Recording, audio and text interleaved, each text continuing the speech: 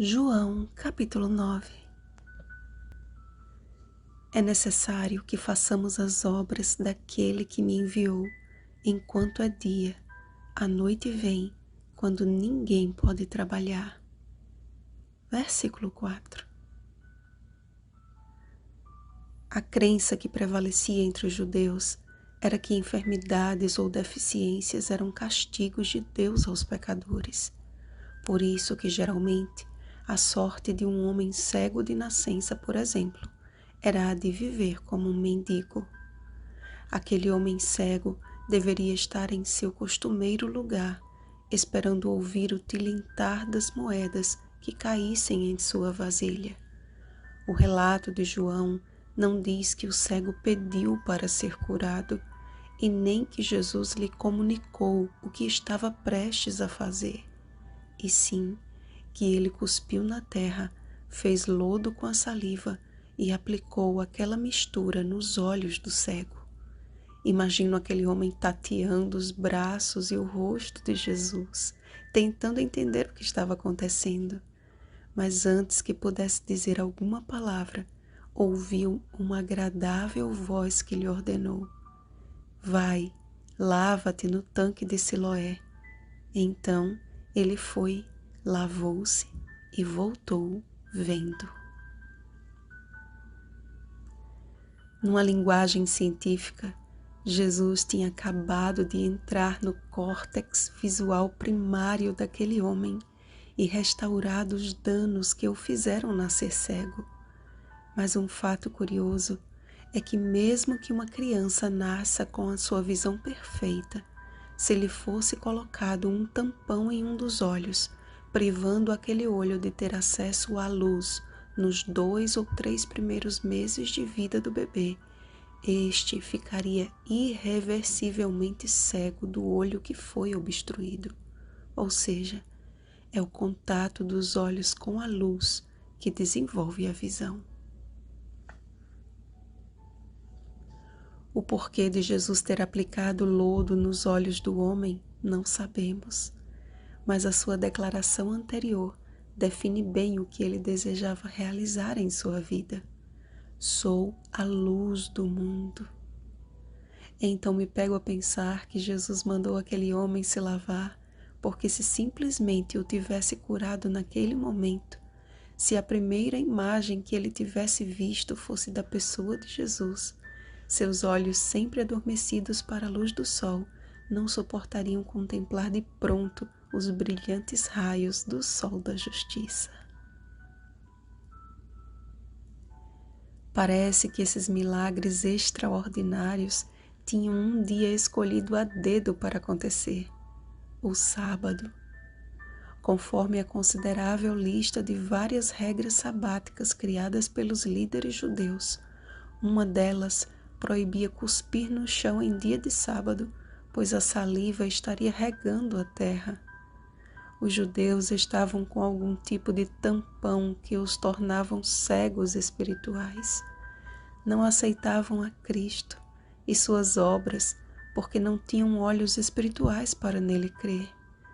O sábado era um dia de rituais vazios e reuniões religiosas, e o que passasse disso era considerado grave pecado. Após escrever tantos preciosos conselhos em Eclesiastes, o sábio Salomão terminou com a seguinte conclusão: de tudo o que se tem ouvido, a suma é: teme a Deus e guarda os seus mandamentos, porque isto é dever de todo homem. Eclesiastes capítulo 12, versículo 13. Notem que ele não disse que isto é dever de todo judeu, e sim de todo homem. E ao contrário do que julgavam os judeus, Jesus foi o perfeito exemplo de obediência.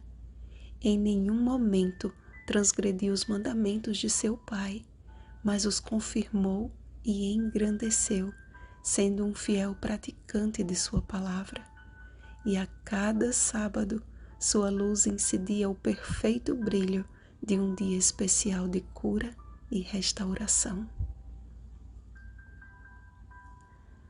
A primeira voz angélica nos diz: Temei a Deus e dai-lhe glória, pois é chegada a hora do seu juízo, e adorai aquele que fez o céu e a terra e o mar e as fontes das águas.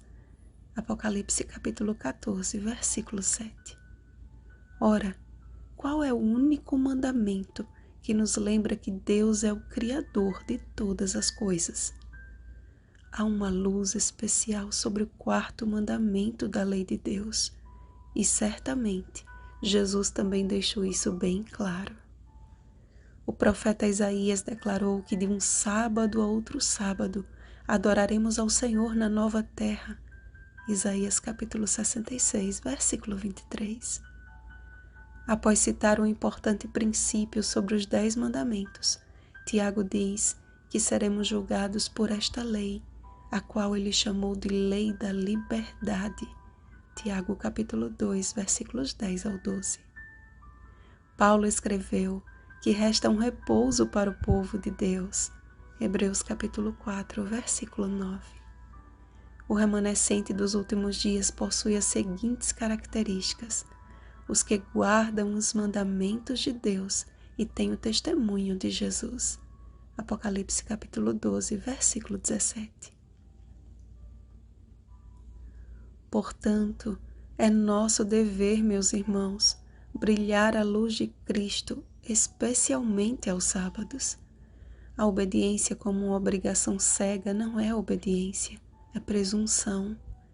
Mas a obediência como resultado do temor a Deus e do amor que lhe devotamos é a manifestação da luz de Jesus em nossa vida. Crês tu no Filho do Homem? Então faça as obras de Deus enquanto é dia. O adore todos os dias, mas principalmente no dia que Ele abençoou, santificou e descansou. Gênesis capítulo 2, versículos 1 ao 3. E te deleitarás no Senhor. Isaías capítulo 58, versículos 3 ao 14.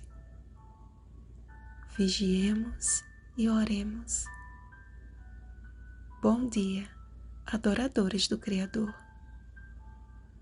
Oremos pelo derramamento do Espírito Santo em nossa vida, para que o caráter de Jesus seja formado em nós. Rosana Garcia Barros.